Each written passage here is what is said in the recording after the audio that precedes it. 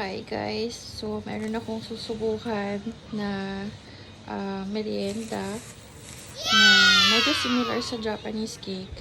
Pero ito ang aking gagawin ay hindi to sponsored ha. From Maya. Hand cake. Ano? Hand cake? Hot cake mix. Tapos lalagyan ko siya ng Eden cheese. Lalagyan ko siya ng palaman na cheese sa loob. So, may twist yung ating pancake. Tapos, gagamitin ko tong aming donut maker. So, ayan. Bali, ngayon ko lang to susubukan. Hindi ko pa to na-try dati. Pero sa isip ko naman, mukha naman siyang masarap. Kasi, pancake to eh. Tsaka, cheese. So, hihiwain ko muna tong cheese ng maliliit. Kasi, ilalagay ko siya sa pancake mixture sa loob ng donut maker. So, bali ano to? Mini donuts na with cheese.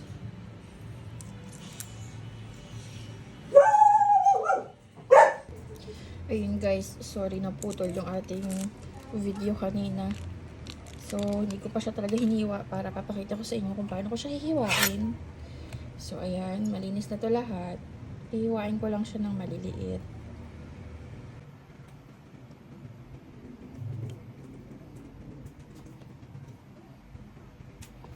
Tama lang to sa isang pack na gagawin kong mini donuts. Kaya maliit lang ang cheese yung ginamit ko. Depende sa kung gaano kadami yung gagawin nyo.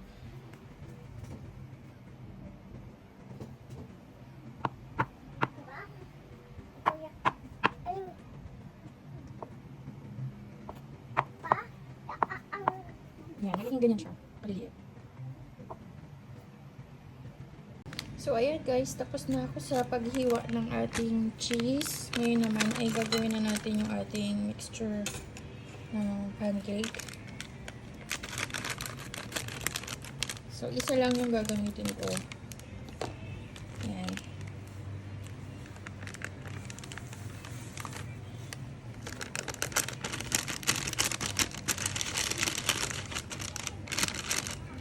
Tapos, 3/4 cups of water.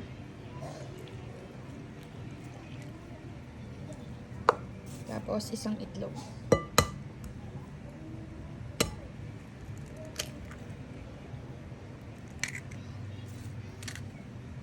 So, mix na natin siya.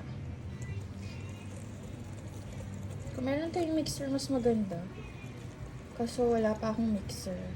So, I'm using this whisk. And I'm mixing it mano-mano lang.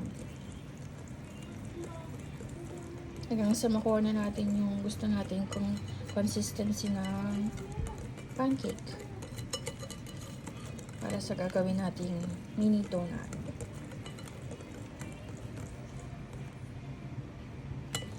Tapos make sure na walang buo-buo. But don't overmix.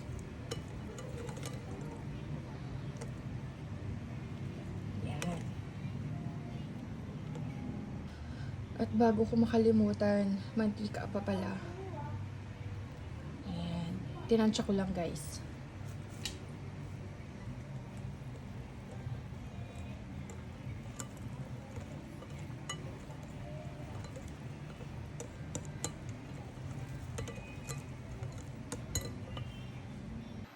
So, ayan guys, ready ko na yung ating donut maker. Hindi ko pa ito binubuksan kasi mas prefer kong ilagay yung ating mixture sa ating mini donut maker nang hindi pa siya naka-open.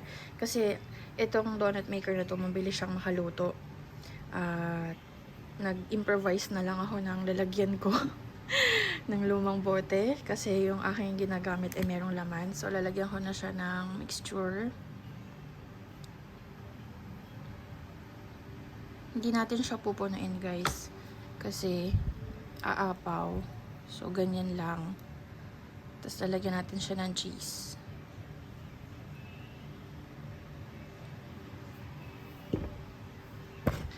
Oops! No! Sorry. Ayan.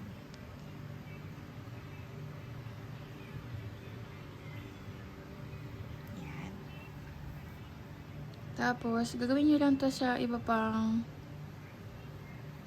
part ng ating mini donut maker.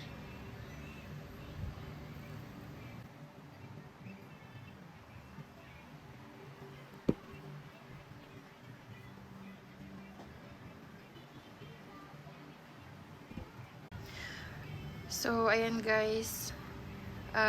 Hindi ko pa ino-open yung ating mini donut maker kasi mabilis siyang makaluto. So, nilalagay ko lang muna yung mixture at saka yung ating cheese na hiniwa ng maliliit. Tapos, nag-improvise lang ako ng lalagyan kasi meron nakalagay dun sa aking talagang ginagamit. So, yun. Pwede kayong gumamit ng kahit anong container na madali sa inyo.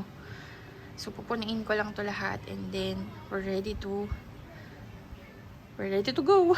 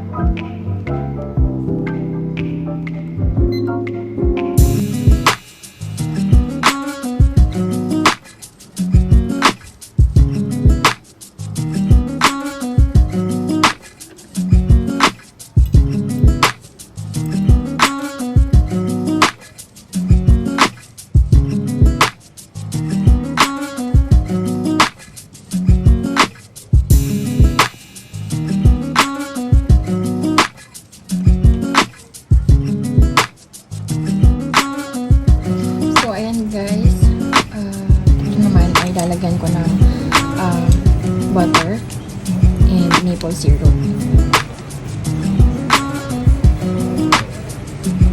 Yan. Pwede itong pang merienda, pang baon sa mga chikitings. I'm sure masasarapan sila at magugustuhan nila to. So ano pang hinihintay nyo? Bumili na kayo sa tindahan at itry nyo nang gawin sa bahay. Ayun lang. God bless. Tapos na.